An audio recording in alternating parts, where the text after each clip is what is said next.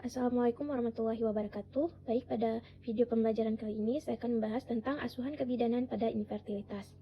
Pengertian dari infertilitas adalah ketidakmampuan untuk terjadi konsepsi setelah 1 tahun bersenggama tanpa menggunakan kontrasepsi.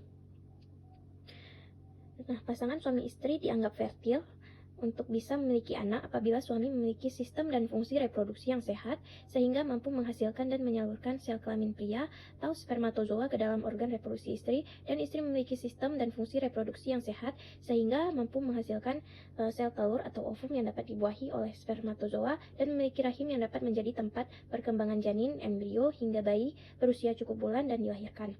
Dua faktor yang telah disebutkan tersebut apabila tidak dimiliki oleh pasangan suami istri, pasangan tersebut tidak akan mampu memiliki anak atau infertil. Nah, untuk jenis infertilitas terbagi dua, yaitu yang pertama infertilitas primer dan infertilitas sekunder. Infertilitas primer terjadi bila istri belum pernah hamil walaupun bersenggama setelah 1 tahun tanpa kontrasepsi dan berhubungan dalam seminggu sebanyak 2-3 kali. Kemudian untuk infertilitas sekunder terjadi bila istri pernah hamil tetapi kemudian tidak terjadi kehamilan lagi walaupun bersenggama selama 1 tahun tanpa kontrasepsi dan dalam seminggu melakukan hubungan seksual 2-3 kali seminggu. Kemudian untuk pemeriksaan infertilitas, syarat pemeriksaan infertil adalah itu istri yang berumur 20-30 tahun baru akan diperiksa setelah berusaha untuk mendapatkan anak selama 1 tahun. Pemeriksaan dapat dilakukan dini apabila pernah mengalami keguguran berulang, diketahui mengidap kelainan endokrin, pernah mengalami peradangan rongga perut dan rongga panggul, dan juga pernah mengalami bedah ginekologik. Untuk istri yang berumur antara 31-35 tahun, dapat diperiksa pada kesempatan pertama pasangan itu datang untuk pemeriksaan. Kemudian pasangan infertil yang berumur 36-40 tahun hanya dilakukan pemeriksaan infertilitas kalau belum mempunyai anak dari perkawinan ini. Untuk pemeriksaan infertilitas tidak dilakukan pada pasangan infertil yang salah satu anggotanya mengidap penyakit yang dapat membahayakan kesehatan istri dan anak. Contohnya yang mengidap HIV atau AIDS. Kemudian untuk jenis pemeriksaan infertilitas adalah melakukan anamnesis lengkap dengan menanyakan identitas pasangan, riwayat perkawinan, itu sudah berapa lama pasangan tersebut menikah, kemudian riwayat kesehatan keluarga, apakah ada yang mempunyai riwayat sakit keturunan seperti diabetes, mellitus, TB paru, dan sebagainya. Ataupun juga yang mengalami permasalahan yang sama seperti belum mendapatkan keturunan. Kemudian juga riwayat penyakit dahulu, kemudian riwayat obstetri, riwayat menstruasi. Untuk riwayat menstruasi itu ditanyakan haid yang pertama sekali dapat ataupun menars pada usia berapa. Kemudian juga dari siklus haidnya teratur atau tidak teratur, kemudian pernah mengalami dismenor atau tidak, atau nyeri pada saat menstruasi, dan juga haidnya banyak atau sedikit.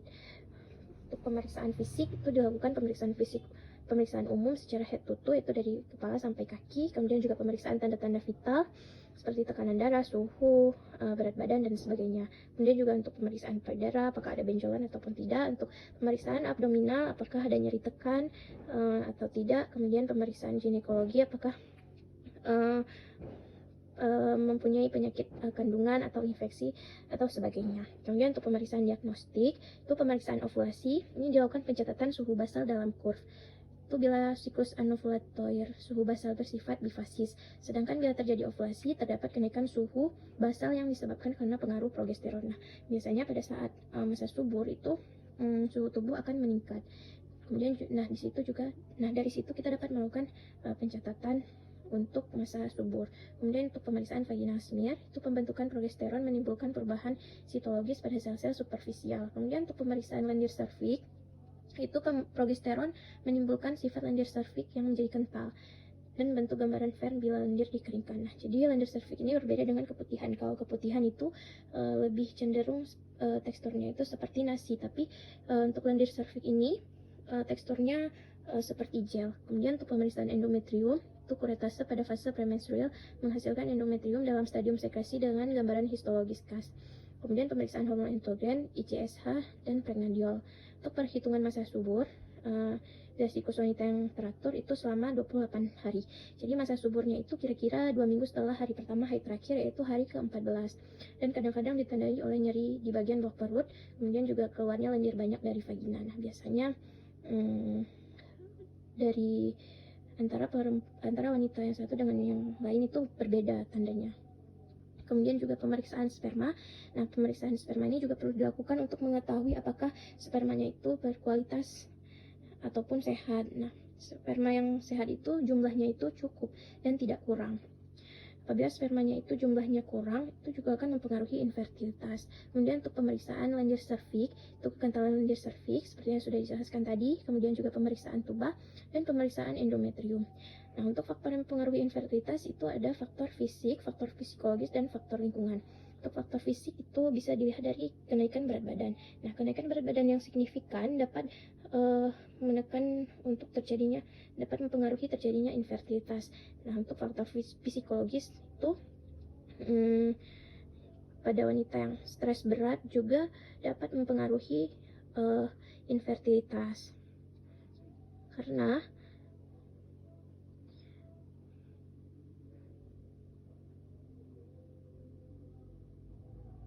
kemudian untuk faktor lingkungan itu seperti perubahan iklim juga dapat mempengaruhi sperma, sehingga spermanya itu tidak berkualitas atau tidak sehat.